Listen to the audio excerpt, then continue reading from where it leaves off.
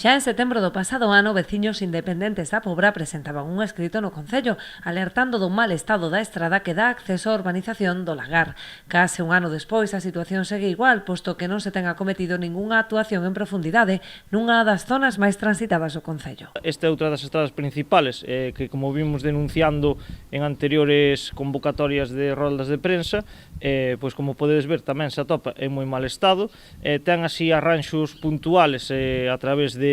tapar baches, pero consideramos que esa non é a maneira de arranxar este tipo de estradas, sobre todo que son tan transitadas, porque dan acceso a un lugar como é o Lagar, que é un dos que